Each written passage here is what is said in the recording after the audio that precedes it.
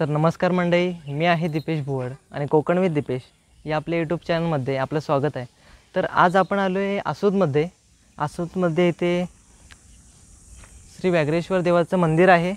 तर बघूया तो कशा प्रकारे आहे, तो आपल्या कोकण विथ दीपेश या यूट्यूब चॅनलच्या व्हिडिओच्या माध्यमात आपल्याला बघायला मिळणार आहे. तर जाऊया श्री व्याघ्रेश्वर मंदिरामध्ये.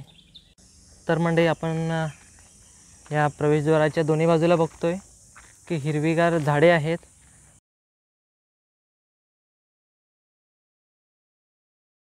हिरवळ पसरलेली आहे. आता सकाळचं वातावरण आहे, म्हणजे पहाटचं आहे. तर मंडळी बघतोय आपण आता आतमध्ये आलो आहे आणि जाऊया बघूया हा श्री व्याघ्रेश्वर देवाचं मंदिर कसा आहे तो आतमधून आपल्याला बघायला मिळणार आहे. तर जाऊया आपण आता मंदिरामध्ये.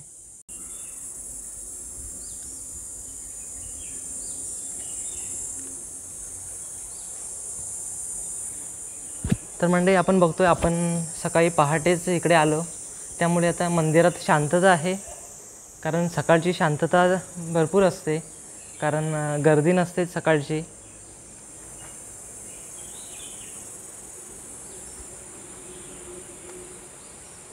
तर आपण हे बघतोय ना, श्री व्याघ्रेश्वर देवाचं मंदिर आहे इथे आणि आपण जाऊया मंदिरामध्ये.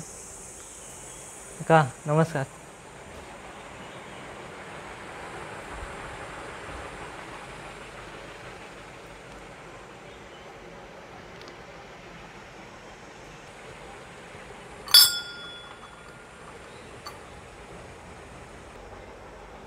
तर आपण मंडळी बघतोय इकडे व्याघ्रेश्वर देवाची पिंडी आहे, म्हणजे आपल्या महादेवाची पिंडी. तर बघतोय कशा प्रकारे आहे. आपण त्यासाठी आसूदला बघण्यासाठी आलो आहे. हा व्याघ्रेश्वर देवाचं मंदिर आहे.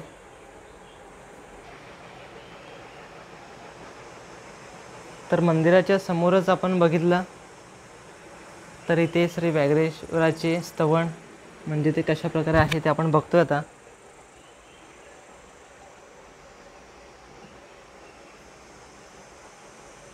श्री व्याघ्रेश्वराच्या मंदिरामध्ये आलो आहे. तर काका थोडी माहिती सांगतील या मंदिराविषयी, ते आपण जाणून घेऊया आपल्या व्हिडिओच्या माध्यमात. काका नमस्कार, आपलं नाव काय? अरविंद कृष्णाजी जोशी. अरविंद कृष्णाजी जोशी. हां, तुम्ही इथले आहेत ना, आसूदचे. तर काका हे मंदिराची थोडीशी माहिती सांगा.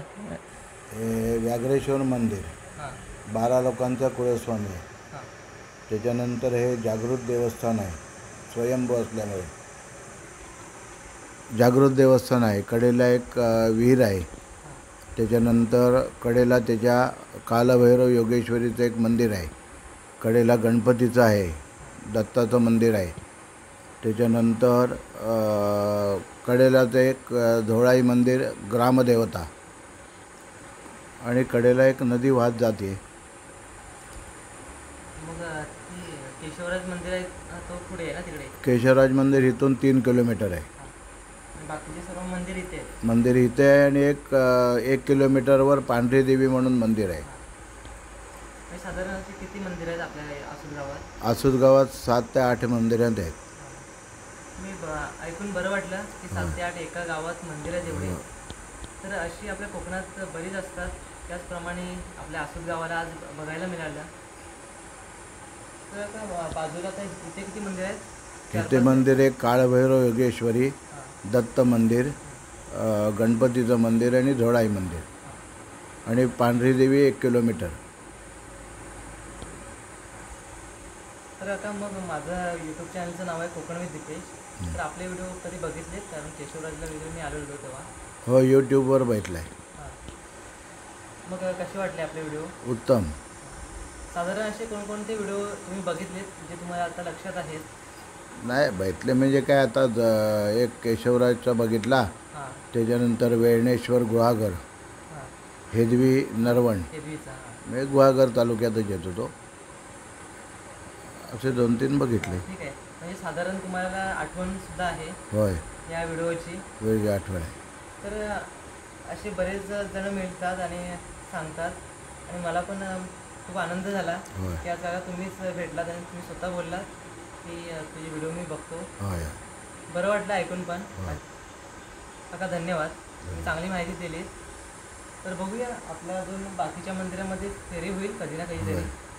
त्याचप्रमाणे आपण येऊन जाऊ आणि आल्यावर भेटून पण जाऊ तुम्हाला. होय. चालेल, धन्यवाद. तर मंडळी बघतोय काकाने सुंदर अशी माहिती दिली. त्याचबरोबर या मंदिराच्या आसपास अजून किती मंदिरं आहेत त्याचीसुद्धा माहिती दिली आहे. तर आपण बघू शकतो हा आसूतचा परिसर म्हणजे किती मोठा आहे आणि या परिसरात एका गावामध्ये किमान 5-6 मंदिरं आहेत आणि असं वैभव आहे या आसूत गावाला. तर आपल्या कोकणामध्ये अशी मंदिरं बरेच बघायला मिळतात. त्याचबरोबर आपण बघितलं आसूत या गावातलं व्याघ्रेश्वर मंदिर.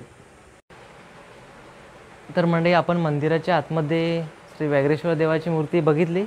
त्याचबरोबर मंदिराच्या बाहेर अजून कोणकोणत्या देवाच्या मूर्ती आहेत त्या आपण बघून घेऊया. तर मंडळी बघतोय आता आपण मंदिराच्या बाहेर आलो आहे. इथे श्री गणेशाची मूर्ती आहे, अतिशय सुंदर आहे आणि 2 मूर्ती आपल्याला बघायला मिळत आहेत.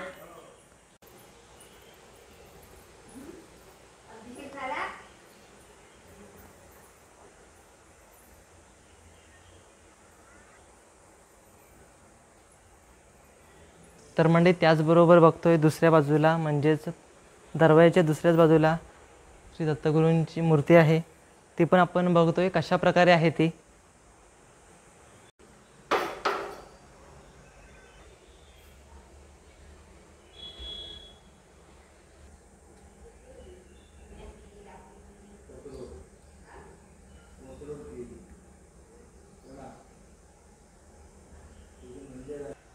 दुसरी बघतोय की श्री नंदींची मूर्ती आहे. या ठिकाणी आपल्याला बघायला मिळते कशा प्रकारे आहे ती.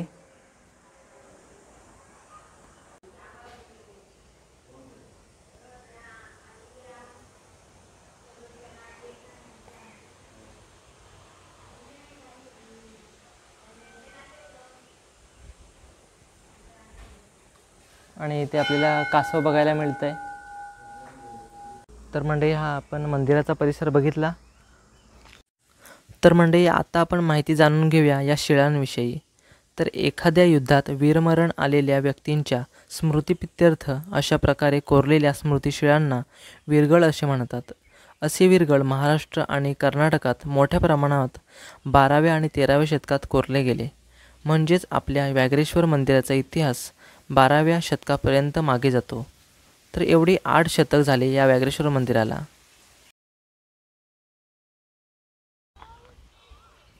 तर आपण म्हणजे मंदिराच्या बाहेर आलो. त्यानंतरला बघतोय की इथे छोटासा पूलसुद्धा आहे. म्हणजे खालून नदी आहे पण नदीचं पाणी आता आटलं आहे आणि पूल पण आहे चांगला मस्त. आणि पलीकडे शेती चालू आहे. आणि या मंदिराच्या कोपऱ्यावर बघतोय आपण लाल गुलमोहरचं झाड आहे आणि ती फुलं कशी सुंदर अशी दिसतात. तर म्हणजे आपण आजच्या व्हिडिओमध्ये बघितलं आसूत गावातील श्री व्याघ्रेश्वर देवाचं मंदिर. तर आजचा व्हिडिओ तुम्हाला कसा वाटला त्या व्हिडिओला लाईक शेअर करून कमेंट करा आणि चॅनलला सबस्क्राईब करा आणि बेल आयकॉन ऑल करा. त्यानंतरला आपण आता पुढच्या व्हिडिओमध्ये भेटू. धन्यवाद.